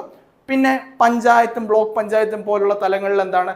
ഒരു ക്രോപ്പിന്റെ ഹാർവസ്റ്റ് കഴിഞ്ഞ് കഴിയുമ്പോൾ അത് സ്റ്റോർ ചെയ്യാനുള്ള സൗകര്യം എവിടെ ഒരുക്കി കൊടുക്കുന്നു? പഞ്ചായത്തിലും ബ്ലോക്ക് പഞ്ചായത്തിലും ഒരുക്കി കൊടുക്കുന്നു. പിന്നെന്താണ്? ഇറിഗേഷനിലുള്ള ഫെസിലിറ്റീസ് ഇംപ്രൂവ് ചെയ്യാൻ വേണ്ടി ഹെൽപ്പ് ചെയ്യുന്നു. അതേപോലെ ചെറിയ തോതിലുള്ള ചെറിയ ടേമിലുള്ള short term and long term credits എന്ത് ചെയ്യുന്നു? ഫാമേഴ്സിന് ആക്സസിബിൾ ആക്കുന്നു. പിന്നെ ഈ ഒരു സ്കീം എന്ന് പറയുന്നത് it intends to benefit 1.7 crore farmers. 1.7 കോടി കർഷകരെ ബെനിഫിറ്റ് ചെയ്യുമെന്നാണ് ഈ ഒരു സ്കീം PM ദാൻ ധന്യ യോജന. ഈ ഒരു scheme it should benefit 1.7 crore farmers. ആ 1.7 crore ഫാമേഴ്സിനെ ബെനിഫിറ്റ് ചെയ്യുമെന്നാണ് ഗവൺമെന്റിന്റെ ഒരു എക്സ്പെക്ടേഷൻ. പിന്നെന്താണ് പറയുന്നത്? പിന്നെ പറയുന്നത് establishment of makhana board. Makhana എന്താണെന്നറിയാം? Water lily. പൈൻ്റെ സീഡാണ്. വാട്ടർ ലില്ലിയുടെ സീഡ് മഖാന എന്ന് പറയുന്ന പ്ലാന്റ് തന്നെയാണ്. അപ്പോൾ മഖാന ബോർഡ് സെറ്റപ്പ് ചെയ്യുന്നു. എവിടെയാണ് makhana board will be set up in Bihar to support production, processing, value addition and marketing of makhana. അപ്പം മഖാനയുടെ ഒരു മഖാന ബോർഡ് സെറ്റപ്പ് ചെയ്യുന്നു. എന്തിനു വേണ്ടിയിട്ടാണ്? മഖാനയുടെ പ്രൊഡക്ഷൻ, പ്രോസസ്സിംഗ്, അതേപോലെ മാർക്കറ്റിംഗ് ഒക്കെ കൺട്രോൾ ചെയ്യാൻ പ്രാപ്തിയുള്ള ഒരു ബോർഡ് എവിടെ സെറ്റപ്പ് ചെയ്യുന്നു? നമുക്കറിയാം റബ്ബർ ബോർഡ് എന്ന് പറയുന്ന മാതിരി മഖാന ബോർഡ് സെറ്റപ്പ് ചെയ്യുന്നു. എവിടെയാണ്? ബീഹാറിൽ സെറ്റപ്പ് ചെയ്യുന്നു. അപ്പം മഖാനയുടെ പ്രൊഡക്ഷനെ പറ്റിയും മാർക്കറ്റിങ്ങിനെ പറ്റിയൊക്കെ ട്രെയിനിങ് കൊടുക്കുക എന്നുള്ളൊരു ലക്ഷ്യം കൂടെ ആർക്കുണ്ട്? ഈ പറഞ്ഞ മഖാന ബോർഡിനുണ്ട്. ഇമ്പോർട്ടൻ്റ് ആയിട്ടുള്ള പോയിന്റ് ആണ്. അതേപോലെ ബീഹാറിലുള്ള IIT പാറ്റ്നയെ ഒന്ന് ഇൻഫ്രാസ്ട്രക്ചർ എക്സ്പാൻഡ് ചെയ്യുന്നത് വഴി ഒരു national institute of food and technology അവിടെ തന്നെ എസ്റ്റാബ്ലിഷ് ചെയ്യുക എന്നുള്ളൊരു ലക്ഷ്യം കൂടെ എന്നുണ്ട് ഈ പറഞ്ഞ ബഡ്ജറ്റിൽ പറയുന്നുണ്ട്. അപ്പോൾ ഈ പറഞ്ഞ 2025-26 ഫിസിക്കൽ ഇയറിലേക്കുള്ള ബഡ്ജറ്റിൽ ഇമ്പോർട്ടൻ്റ് ആയിട്ട് കാണുന്ന പല പദ്ധതികളും എന്താണ്? ചോദിച്ച് കാണാൻ സാധ്യതയുള്ള പല പദ്ധതികളും എന്താണ്? ബീഹാറുമായിട്ട് ബന്ധപ്പെട്ടുള്ളതാണ്. ബീഹാറിൻ്റെ വികസനത്തിന് വേണ്ടി ഉള്ള കുറച്ചധികം പദ്ധതികൾ ഈ ഒരു ബഡ്ജറ്റിൽ പറയുന്നുണ്ട്. അപ്പോൾ എന്തൊക്കെയാണെന്നോ മറ്റ് പോയിന്റുകൾ എന്തൊക്കെയാണെന്ന് നോക്കാം. Focused scheme for footwear and leather industry. ഇപ്പം ഫുട്വെയർ ലെതർ ഇൻഡസ്ട്രിയുടെ പ്രൊഡക്ടിവിറ്റി കൂട്ടുക, അതേപോലെ ക്വാളിറ്റി കൂട്ടുക, അതേപോലെ ഗ്ലോബലി കോമ്പീറ്റ് ചെയ്യാൻ പ്രാപ്തരാക്കുക എന്നുള്ള രീതിയിൽ അതിനുവേണ്ടി ഈ ഒരു ഭാരതത്തിലെ ഇൻഡസ്ട്രിയെ പ്രാപ്തമാക്കുക എന്നുള്ള രീതിയിലുള്ള ഒരു സ്കീമാണ് focused scheme for footwear and leather industry. അപ്പം ഈ ഒരു സ്കീം പ്രകാരം 22 ലക്ഷം പേർക്ക് തൊഴിലവസരങ്ങൾ സൃഷ്ടിക്കുമെന്നാണ് പറയുക. It could generate employment for 22 lakh people. അതേപോലെ ഒരു ടേൺ ഓവർ ഉണ്ടാക്കാൻ വേണ്ടി സാധിക്കും. എത്ര ടേൺ ഓവർ ആയിരിക്കും? It should generate a turnover of 4 lakh crore. 4 lakh crore turnover generate ചെയ്യാനും സാധിക്കുമെന്നാണ് ഗവൺമെന്റ് എക്സ്പെക്ട് ചെയ്യുക. എക്സ്പോർട്ട് പൊട്ടൻഷ്യൽ ഉണ്ട്. Export potential is expected to be over 1.1 lakh crore. Export potential is expected to be over 1.1 lakh crore. ഇത്രയും point കിട്ടിയെന്ന് വിശ്വസിക്കുന്നു. ഇതേപോലെ തന്നെ important ആയിട്ടുള്ള പോയിന്റ് ആണ് നാഷണൽ മാനുഫാക്ചറിംഗ് മിഷൻ. എന്താണ് നാഷണൽ മാനുഫാക്ചറിംഗ് മിഷൻ എന്നുള്ള ഇമ്പോർട്ടൻ്റ് ആണ്. നാഷണൽ മാനുഫാക്ചറിംഗ് മിഷൻ എന്തിനെ സപ്പോർട്ട് ചെയ്യാനാ? ഇറ്റ് ഈസ് മെയ്ഡ് ടു അല്ലെങ്കിൽ it is launched to support അല്ലെങ്കിൽ strengthen make in India initiative. Make in India initiative എന്താണെന്നറിയാം? ഇന്ത്യയിൽ തന്നെ പല സാധനങ്ങൾ മാനുഫാക്ചർ ചെയ്യാൻ ഇന്ത്യയിലുള്ള ഇൻഡസ്ട്രീസിനെ പ്രാപ്തമാക്കുന്ന ഒരു ഇനീഷ്യേറ്റീവാണ് മേക്ക് ഇൻ ഇന്ത്യ ഇനീഷ്യേറ്റീവ്. അപ്പോൾ മേക്ക് ഇൻ ഇന്ത്യ ഇനീഷ്യേറ്റീവിനെ സ്ട്രെങ്തൻ ചെയ്യുക എന്നുള്ളൊരു ലക്ഷ്യമാണ് ഏത് മിഷൻ ഉള്ളത്? നാഷണൽ മാനുഫാക്ചറിംഗ് മിഷൻ ഉള്ളത്. It supports small medium and large industries. ഈ ഒരു മിഷന് കീഴിൽ ഇമ്പോർട്ടൻ്റ് ആയിട്ട് ഓർത്ത് വെക്കേണ്ട ഒരു പോയിന്റ് ആണ് പ്രൊമോട്ട്സ് ക്ലീൻ ടെക് മാനുഫാക്ചറിംഗ്. എന്താണ് ക്ലീൻ ടെക് മാനുഫാക്ചറിംഗ് എന്നുള്ളത്? ക്ലീൻ ടെക് മാനുഫാക്ചറിംഗ് എന്ന് പറഞ്ഞാൽ ഇത്രേ ഉള്ളൂ. ഗ്രീൻ ഹൗസ് ഗ്യാസസ് എമിറ്റ് ചെയ്യാത്ത ഏതൊരു ടെക്നോളജി എന്താണ്? ജനറലി ക്ലീൻ ടെക് ആണ്. ഗ്രീൻ ഹൗസ് ഗ്യാസസ് എമിറ്റ് ചെയ്യാത്ത ഏതൊരു ടെക്നോളജി എന്താണ്? ഗ്രീൻ ടെക്നോളജിയാണ്. അപ്പോൾ ഗ്രീൻ ഹൗസ് ഗ്യാസസ് എമിറ്റ് ചെയ്യാത്ത ഏതൊരു ടെക്നോളജി ക്ലീൻ ടെക്നോളജിയാണ്. അപ്പോൾ ക്ലീൻ ടെക്നോളജി മാനുഫാക്ചറിങ് ആവശ്യമായിട്ടുള്ള അതിനൊരു പ്രൊമോഷൻ കൊടുക്കുക എന്നുള്ളൊരു എയിം ആർക്കുണ്ട്? നാഷണൽ മാനുഫാക്ചറിംഗ് മിഷനുണ്ട്. ഇതുപോലെ തന്നെ ഓർത്തു വെക്കേണ്ട മറ്റൊരു പോയിന്റ് ആണ് പൾസസ് ആത്മനിർഭരത മിഷൻ. എന്താണ് പൾസസ് ആത്മനിർഭരത മിഷൻ എന്ന് പറഞ്ഞാൽ ഇത്രേ ഉള്ളൂ. ടർ, ഉറാദ് ആൻഡ് മസൂർ ഈ 3 പൾസസിലും സ്വയം പര്യാപ്തരാവുക അല്ലെങ്കിൽ പ്രൊഡക്ടിവിറ്റി കൂട്ടുക എന്നുള്ള ഒരു മിഷനാണ് മിഷൻ ഫോർ ആത്മനിർഭരത ഇൻ പൾസസ് എന്ന് പറയാം. ഇതൊരു 6 year മിഷനാണ്. 6 കൊല്ലം നീണ്ടു നിൽക്കുന്ന ഒരു പദ്ധതിയാണ്. ഇറ്റ് ഫോക്കസസ് ഓൺ ഈ 3 വിളകളാണ് ടർ, ഉറാദ് ആൻഡ് മസൂർ. ടർ എന്ന് പറഞ്ഞാൽ തുവര, അതേപോലെ ഉറാദ് ഉഴുന്നുപരിപ്പ്, അതേപോലെ മസൂർ ചുവന്ന പരിപ്പ്. ഇത്തരത്തിലുള്ള ഈ പൾസസിന്റെ പ്രൊഡക്ഷനിൽ സെൽഫ് സഫീഷ്യന്റ് ആവുക അല്ലെങ്കിൽ ഇമ്പോർട്ടിനെ ഡിപ്പെൻഡ് ചെയ്യുന്നത് കുറയ്ക്കുക എന്നുള്ള ഒരു ലക്ഷ്യമാണ് ഈ ഒരു മിഷൻ ഏതാണ്? Pulses Atmanirbharta mission. അപ്പം ഓർത്ത് വെക്കേണ്ട നെക്സ്റ്റ് പോയിന്റ് എന്ന് പറയുന്നത് നമുക്കറിയാം ഇമ്പോർട്ട് കൂടുന്ന ഒരു ഐറ്റമാണ് പൾസസ്. കാരണം എന്താണ്? പ്രൊഡക്ടിവിറ്റി ഇവിടെ കൂടുന്നുണ്ട്, പ്രൊഡക്ഷൻ ഇവിടെ കൂടുന്നുണ്ട്, എന്നാൽ തന്നെ ഇമ്പോർട്ട് ഡബിൾ ആയിട്ടുള്ള ഒരു സാധനമാണ് പൾസസ് എന്ന് പറയാം. അപ്പോൾ കാരണം എന്താണ്? ഇന്ത്യയുടെ പോപ്പുലേഷൻ കൂടുതലും it is said to be vegetarian. അപ്പോൾ വെജിറ്റേറിയൻ പോപ്പുലേഷൻ്റെ പ്രോട്ടീൻ സോഴ്സ് എന്ന് പറയുന്നതിൽ ഒന്ന് പ്രധാനമായിട്ട് എന്താണ്? ഈ പറഞ്ഞ പൾസസാണ് അല്ലെങ്കിൽ പയർവർഗ്ഗങ്ങളാണ്. അപ്പോൾ അതുകൊണ്ട് തന്നെ യൂസേജ് ഭയങ്കരമായിട്ടുള്ള ഒരു സാധനമാണ് ഈ പറഞ്ഞ പൾസസ്. അപ്പം പ്രൊഡക്ഷൻ കൂടുന്നുണ്ട്, പക്ഷെ എന്താണ് ഈ പറഞ്ഞ യൂസേജും കൂടുന്നുണ്ട്, അതായത് ഇമ്പോർട്ടും കൂടുന്നുണ്ട്. അപ്പോൾ ഇമ്പോർട്ട് ചെയ്യുന്ന പ്രധാനപ്പെട്ട രാജ്യങ്ങളൂടെ ഇവിടെ പറയുന്നുണ്ട്. It is mainly imported from Myanmar, Australia, Russia, Canada and other African countries. അപ്പോൾ ഈ ഒരു പൾസസിന്റെ പ്രൊഡക്ഷനിൽ സ്വയം പര്യാപ്തരാവുക എന്നുള്ള ലക്ഷ്യം കൂടെ ഈ പറഞ്ഞ പൾസസ് ആത്മനിർഭരത മിഷന് ഉണ്ട്. ഇതേപോലെ ഓർത്തു വെക്കേണ്ട മറ്റൊരു പോയിന്റ്, ഓൾറെഡി ഉള്ള ഒരു സാധനമാണ് കിസാൻ ക്രെഡിറ്റ് കാർഡ്.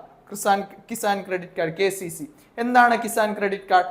ഒരു 7.7 കോടി ഫാർമേഴ്സ്, കർഷകരെ, അതേപോലെ മത്സ്യബന്ധന തൊഴിലാളികളെ, അതേപോലെ ക്ഷീര കർഷകരെയൊക്കെ ബെനിഫിറ്റ് ചെയ്യുന്ന ഒരു സ്കീമാണ് കിസാൻ ക്രെഡിറ്റ് കാർഡ്.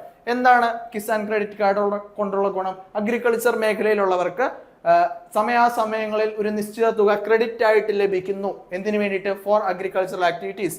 ഈ ഒരു സ്കീമാണ്, ഈ ഒരു പദ്ധതിയാണ് കിസാൻ ക്രെഡിറ്റ് കാർഡ് വഴി ഉദ്ദേശിക്കുന്നത്. ഓൾറെഡി എക്സിസ്റ്റിംഗ് ആയിട്ടുള്ള സ്കീമാണ്, ജസ്റ്റ് പറയുന്നുള്ളൂ. It benefits around 7.7 crore farmers, fisherman and dairy farmers.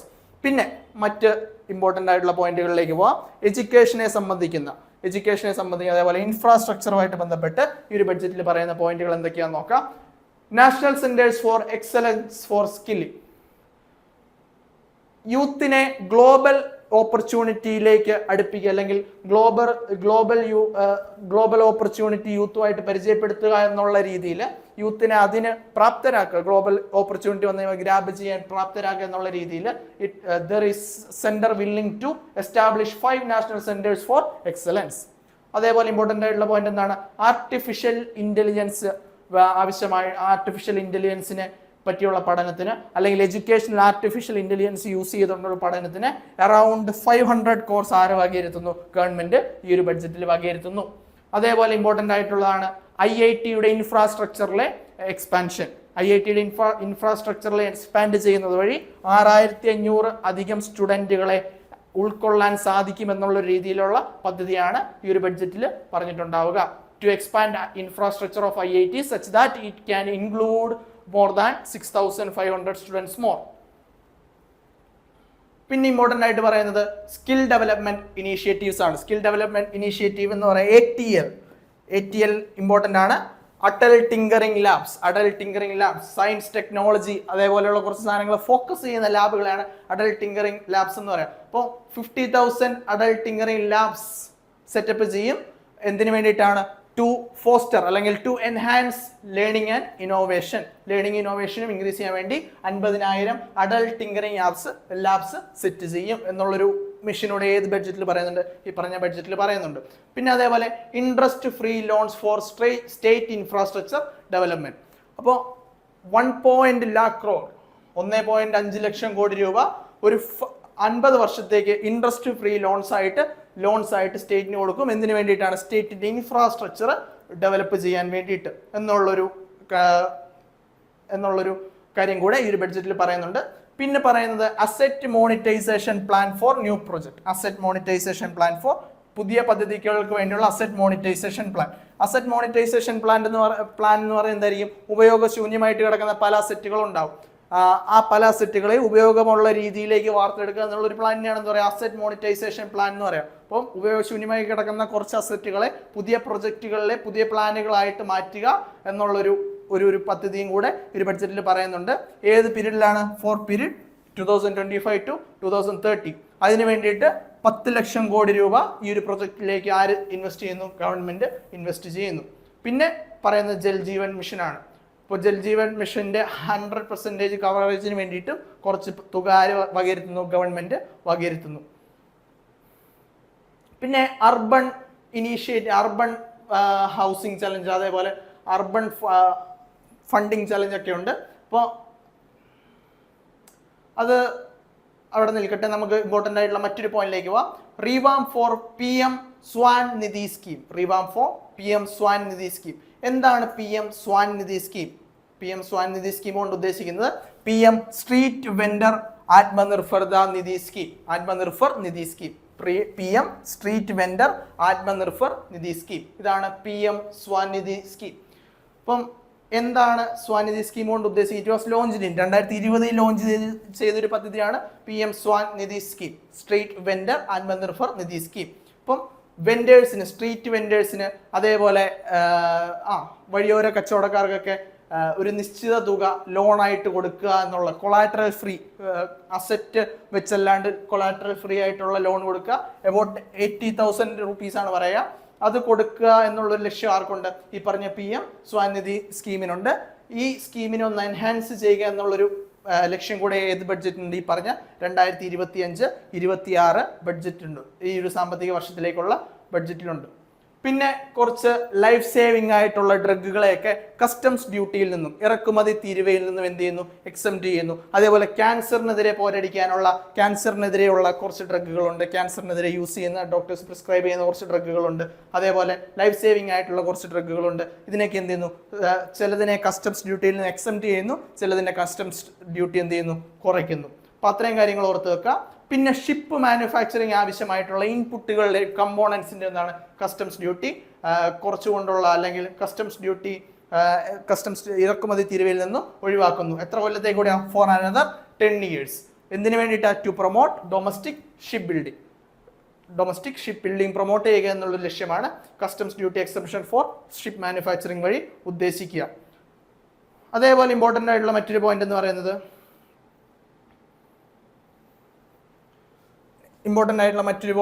Building of SMRs. എന്താണ് SMR? What is SMR? SMR എന്ന് പറഞ്ഞാൽ ഇത്രേ ഉള്ളൂ, സ്മോൾ മോഡുലർ റിയാക്ടേഴ്സ്. അതിനെയാണ് SMR എന്ന് പറയാം. ഇപ്പൊ ന്യൂക്ലിയർ ഫിഷൻ വഴി എനർജി ഉൽപ്പാദിപ്പിക്കാൻ സാധിക്കുന്ന ഒരു സാധനമാണ് സ്മോൾ മോഡുലർ റിയാക്ടർ എന്നുകൊണ്ട് ഉദ്ദേശിക്കുക. ഈ സ്മോൾ മോഡുലർ റിയാക്ടേഴ്സിനെ ഡെവലപ്പ് ചെയ്യുക, റിസർച്ച് ചെയ്യുക, അതിനെപ്പറ്റിയുള്ള റിസർച്ച് ചെയ്യുക. അതിനു വേണ്ടിയൊക്കെ എബൌട്ട് 20,000 crore ഈ ഒരു ബഡ്ജറ്റിൽ ധനമന്ത്രി അലോക്കേറ്റ് ചെയ്തിട്ടുണ്ട്. അതേപോലെ ഇമ്പോർട്ടൻ്റ് ആയിട്ടുള്ള പോയിന്റ് എന്ന് പറഞ്ഞു കഴിഞ്ഞാൽ 5 SMRസിനെ 5 സ്മോൾ മോഡുലർ റിയാക്ടേഴ്സിനെ 2033 ഓപ്പറേഷണലൈസ് ആക്കുക അല്ലെങ്കിൽ പ്രവർത്തിക്കാനുള്ള രീതിയിലാക്കുക എന്നുള്ളൊരു ലക്ഷ്യം കൂടെ ഈ ഒരു ബഡ്ജറ്റിൽ പങ്കുവയ്ക്കുന്നുണ്ട്. അതേപോലെ nuclear power generation capacity 100 GW ആക്കുക എന്നുള്ളൊരു ലക്ഷ്യം പറയുന്നുണ്ട്. ഏത് കൊല്ലത്തേക്കാ? 2047 100 GW ആക്കുക, nuclear power generation capacity 100 GW ആക്കുക എന്നുള്ളൊരു ലക്ഷ്യം കൂടെ ഈ ഒരു ബഡ്ജറ്റിൽ പറയുന്നുണ്ട്.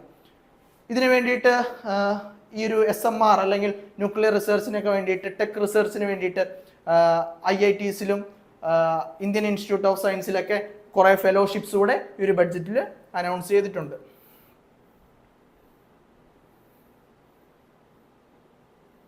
ഇപ്പം ന്യൂക്ലിയർ പവർ നമ്മൾ പറഞ്ഞു, സ്മോൾ SMR പറഞ്ഞു. SMRന്റെ പ്രത്യേകത എന്താണ്? ന്യൂക്ലിയർ ഫിഷൻ വഴി എനർജി ഉൽപ്പാദിപ്പിക്കുക. ഫിഷൻ എന്ന് പറഞ്ഞാൽ എന്താ? Spontaneous breakup of nuclei. ഒരു ആറ്റത്തിന്റെ ന്യൂക്ലിയസ് സ്പോണ്ടേനിയസ് ആയിട്ട് ബ്രേക്ക് ചെയ്യുന്നത് വഴി എനർജി ഉൽപ്പാദിപ്പിക്കുന്നതിനാണ് എന്ത് പറയുക?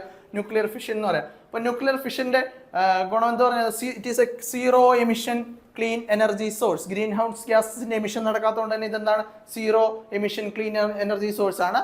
അതുകൊണ്ട് തന്നെ ഈ പറഞ്ഞ ന്യൂക്ലിയർ പവർ ജനറേറ്റ് ചെയ്യുന്നതിനുള്ള ചെറിയ തോതിലുള്ള ന്യൂക്ലിയർ പവർ ജനറേറ്റ് ചെയ്യുന്നത് എപ്പോഴും എൻവിയോൺമെന്റൽ സസ്റ്റൈനബിലിറ്റിക്ക് അത്യാവശ്യമാണ്.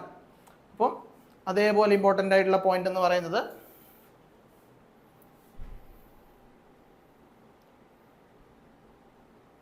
ഉഡാൻ സ്കീമിനെ ചെറുതായിട്ടൊന്ന് മോഡിഫൈ ചെയ്യാനുള്ളൊരു പദ്ധതിയുടെ ഈ ഒരു ബഡ്ജറ്റിൽ പങ്കുവയ്ക്കുന്നുണ്ട്. അല്ലെങ്കിൽ ഉഡാൻ സ്കീമിനെ ചെറുതായിട്ട് വികസിപ്പിക്കുക, എക്സ്പാൻഡ് ചെയ്യുക എന്നുള്ളൊരു പദ്ധതി ഈ ഒരു ബഡ്ജറ്റിൽ പങ്കുവയ്ക്കുന്നുണ്ട്. അപ്പം finance minister Nirmala Sitharaman announced that modified Udan scheme will connect 120 new destination and serve an additional 4 crore passengers over next 10 years. Udan സ്കീമിൽ പറയുന്നത് ഇത്രയേ ഉള്ളൂ, എയർ ട്രാൻസ്പോർട്ട്, എയർ വഴിയുള്ള യാത്ര, എയർ എന്നുള്ള യാത്രാമാർഗം അതിനെ സാധാരണക്കാരന് അഫോർഡബിൾ ആകുന്ന രീതിയിലോട്ട് കൺവേർട്ട് ചെയ്യുക എന്നുള്ളൊരു ലക്ഷ്യമാണ് ഏത് സ്കീമിനുള്ള? ഉഡാൻ സ്കീമിനുള്ള. അപ്പോൾ ഉഡാൻ സ്കീമിൻ്റെ കേസിൽ പ്രധാനമായിട്ട് 2 രീതിയിൽ എയർപോർട്ടുകൾ പറയും. ഒന്ന് ഗ്രീൻ ഫീൽഡ് എയർപോർട്ട് എന്ന് പറയും, 2 ബ്രൗൺ ഫീൽഡ് എയർപോർട്ട് എന്ന് പറയും. അപ്പോൾ ഗ്രീൻ ഫീൽഡ് എയർപോർട്ട് എന്താണെന്ന് മനസ്സിലാക്കി വെക്കണം. നിലവിൽ ഉപയോഗശൂന്യമായി കിടക്കുന്ന തരിശു നിലങ്ങളിലൊക്കെ ഡെവലപ്പ് ചെയ്തെടുക്കുന്ന പ്രൊജക്റ്റുകളെയാണ് ഗ്രീൻ ഫീൽഡ് പ്രൊജക്ട്സ് എന്ന് പറയുക. എന്ന് പറയുന്ന മാതിരി തരിശു നിലങ്ങളിൽ ഡെവലപ്പ് ചെയ്ത് എയർപോർട്ടുകളാക്കാൻ സാധ്യതയുള്ളതിനാണെന്ന് പറയാം ഗ്രീൻ ഫീൽഡ് എയർപോർട്ട് എന്ന് പറയാം. അപ്പോൾ നിലവിൽ എന്തെങ്കിലും ഒരു ഇൻഫ്രാസ്ട്രക്ചർ കിടപ്പുണ്ടെങ്കിൽ അതിനെ മോഡിഫൈ ചെയ്ത് അതിനെ എക്സ്പാൻഡ് ചെയ്ത് എയർപോർട്ടുകളാക്കുന്നതിനാണ് പറയുക ബ്രൗൺ ഫീൽഡ് എയർപോർട്ട് എന്ന് പറയാം. ആ ഒരു പോയിന്റ് കൂടെ ഓർത്ത് വെക്കാം. അപ്പം ബീഹാറിൽ ബോധ്ഗയ ഓറിയന്റഡ് ആയിട്ട് സ്പിരിച്വൽ ടൂറിസ്റ്റ് ഹബ്ബായിട്ട് മാറ്റാനുള്ള ഒരു പദ്ധതിയുടെ ഗവൺമെന്റ് ഈ ഒരു ബഡ്ജറ്റ് വഴി പ്രപ്പോസ് ചെയ്യുന്നുണ്ട്. അത് പ്രപ്പോസ് ചെയ്യുമ്പോൾ പറയുന്നത് to set up greenfield airports in Bihar to address infrastructure needs. ബോധ്ഗയനെ സ്പിരിച്വൽ ഹബ്ബായിട്ട് സ്പിരിച്വൽ ടൂറിസ്റ്റ് ഹബ്ബായിട്ട് മാറ്റുന്ന വഴി എങ്ങനെ മാറ്റുന്നു? ബൈ കുറച്ച് ഗ്രീൻഫീൽഡ് എയർപോർട്ടുകൾ, 1-2 ഗ്രീൻഫീൽഡ് എയർപോർട്ടുകൾ ബീഹാറിൽ സെറ്റ് ചെയ്യുന്നത് വഴി to convert Bodhgaya into major spiritual tourist hub. ആ ഒരു ലക്ഷ്യം കൂടെ ആര് പങ്കുവയ്ക്കുന്നു? ഈ ഒരു ബഡ്ജറ്റ് വഴി ധനമന്ത്രി പങ്കുവയ്ക്കുന്നു. അപ്പോൾ ഉഡാൻ സ്കീം ലോഞ്ച് ചെയ്ത വർഷം കൂടെ ഓർത്തുക. UDAN scheme was launched in 2016. അപ്പം 88 ചെറിയ സിറ്റീസിനെ കണക്ട് ചെയ്യാൻ വേണ്ടി ഒരു സ്കീം വഴി സാധിച്ചു. ഇതുവരെ 1.4 കോടി പാസഞ്ചേഴ്സിന് ഉഡാൻ സ്കീം വഴി സെർവ് ചെയ്യാൻ വേണ്ടി സാധിച്ചു. അതേപോലെ ഈ ഒരു ബഡ്ജറ്റിൽ ഉഡാൻ സ്കീമിന് വേണ്ടി മാറ്റിവെച്ചിരിക്കുന്ന തുക അല്ലെങ്കിൽ വകയിരുത്തിയിരിക്കുന്ന തുക എന്ന് പറയുന്നത് 530 കോടി രൂപയാണ്. അതേപോലെ നേരത്തെ കഴിഞ്ഞ ബഡ്ജറ്റിലൊക്കെ വകയിരുത്തുന്നത് 502 കോടി രൂപയാണ്. അപ്പം അതിൽ നിന്ന് കുറച്ച് തുക കൂടുതൽ ഇത്തവണ ബഡ്ജറ്റിൽ വകയിരുത്തിയിട്ടുണ്ട്. അപ്പം അതേപോലെ ഓർത്തു വെക്കേണ്ട പോയിന്റ്, ഒരു ബഡ്ജറ്റിന് ശരിക്കും 3 പാർട്ടുകളാണുള്ളത്. 3 പാർട്ടുകളാണ് ഒരു ബഡ്ജറ്റിൽ വരിക. അലോക്കേഷൻ ഉണ്ട്, റീഡിസ്ട്രിബ്യൂഷൻ ഉണ്ട്, സ്റ്റെബിലൈസേഷൻ ഉണ്ട്. അപ്പൊ അലോക്കേഷൻ എന്ന് പറഞ്ഞാൽ എന്താ? പബ്ലിക്കിന്റെ ഗുഡിന് വേണ്ടി കുറച്ച് ഫണ്ടുകൾ ഗവൺമെന്റ് വകയിരുത്തുന്നു, അതിനെയാണ് അലോക്കേഷൻ എന്ന് പറയാം. റീഡിസ്ട്രിബ്യൂഷൻ എന്ന് പറഞ്ഞാൽ എന്തായിരിക്കും? പുവറും വെൽത്തിയും തമ്മിലുള്ള അന്തരം കുറയ്ക്കുക എന്നുള്ള ലക്ഷ്യത്തിൽ വെൽത്തി ആയിട്ടുള്ളവരുടെ ടാക്സ് ഇൻക്രീസ് ചെയ്യുന്നു, എന്നിട്ട് അത് സബ്സിഡീസിന്റെ ഒക്കെ രൂപത്തിൽ എന്താണ് റീഡിസ്ട്രിബ്യൂട്ട് ചെയ്യപ്പെടുന്നു, അതിനെയാണ് റീഡിസ്ട്രിബ്യൂഷൻ എന്ന് പറയാം. സ്റ്റെബിലൈസ് എന്ന് പറഞ്ഞാൽ ഒരു കൺട്രിയുടെ രാജ്യത്തിന്റെ എക്കോണമി സ്റ്റെബിലൈസ്ഡ് ആക്കുക എന്നുള്ളൊരു എയിമോട് എന്തിനുണ്ട്? ബഡ്ജറ്റിനുണ്ട്. അപ്പൊ ഇവിടെ ഇമ്പോർട്ടന്റ് ആയിട്ടുള്ള കുറച്ച് അലോക്കേഷൻസ് ഉണ്ട്. എന്തൊക്കെയാണെന്ന് നോക്കാം. ഹെൽത്ത് കെയറിന് വേണ്ടി അലോക്കേറ്റ് ചെയ്യപ്പെട്ടിരിക്കുന്ന തുക എന്ന് പറയുന്നത് 98,311 crore ആണ്. അത് കഴിഞ്ഞ ബഡ്ജറ്റിൽ കഴിഞ്ഞ സാമ്പത്തിക വർഷത്തിൽ അത് 89,287 crore ആയിരുന്നു. പിന്നെ ഡിഫൻസിന്റെ കേസിൽ അലോക്കേറ്റ് ചെയ്യപ്പെട്ട തുക എന്ന് പറയുന്നത് 4,91,732 crore ആണ്. ഈ ഒരു തുകയാണ് ഡിഫൻസിന് വേണ്ടി അലോക്കേറ്റ് ചെയ്യപ്പെട്ടിരിക്കുന്നത്. അതേപോലെ റൂറൽ ഡെവലപ്മെന്റിന് വേണ്ടി 2,66,817 crore അലോക്കേറ്റ് ചെയ്യപ്പെട്ടിട്ടുണ്ട്. ഇങ്ങനെ കുറച്ച് അലോക്കേഷൻസ് കൂടെ ഉണ്ട്. ഈ അലോക്കേഷൻസിൽ കുറച്ച് സാധനങ്ങൾ ഇമ്പോർട്ടന്റ് ആണ്. ഹെൽത്ത് കെയർ ഇമ്പോർട്ടന്റ് ആണ്, ഡിഫൻസ് ഇമ്പോർട്ടന്റ് ആണ്, റൂറൽ ഡെവലപ്മെന്റ് ഇമ്പോർട്ടന്റ് ആണ്. ഹോം അഫയേഴ്സ്, ആഭ്യന്തര കാര്യങ്ങൾക്ക് വേണ്ടി അലോക്കേറ്റ് ചെയ്യപ്പെട്ടിരിക്കുന്നത് 2 lakh. ഹോം അഫയേഴ്സിനാണ് 2,33,211 crore അലോക്കേറ്റ് ചെയ്യപ്പെടുക. അപ്പോൾ അലോക്കേഷൻ എന്താണെന്ന് മനസ്സിലാക്കിയാണ് പബ്ലിക് ഗുഡിന് വേണ്ടി ഗവൺമെന്റ് കുറച്ച് ഫണ്ട് വകയിരുത്തുന്നു, അതിനെയാണ് അലോക്കേഷൻ എന്നുകൊണ്ട് ഉദ്ദേശിക്കുന്നത്. അപ്പോൾ ഇത്രയും പോയിന്റുകൾ മനസ്സിലായി എന്ന് വിശ്വസിക്കുന്നു. അപ്പോൾ ഒരിക്കൽ കൂടി ഈ PDF കരിയർ മേക്കറിന്റെ ടെലിഗ്രാം ചാനലിൽ അവൈലബിൾ ആയിരിക്കും. അപ്പം ഇമ്പോർട്ടൻ്റ് ആയിട്ടുള്ള പോയിന്റുകൾ നോക്കുക. എന്തൊക്കെയാണ് ആവശ്യമായിട്ടുള്ള പോയിന്റ്? ചരിത്രം, ചെറിയ ബഡ്ജറ്റിന് 1-2 പോയിന്റുകൾ, ഇമ്പോർട്ടൻ്റ് ആയിട്ടുള്ള ജനറൽ പോയിന്റുകൾ നമ്മൾ പറഞ്ഞു. അപ്പം താങ്ക് യു.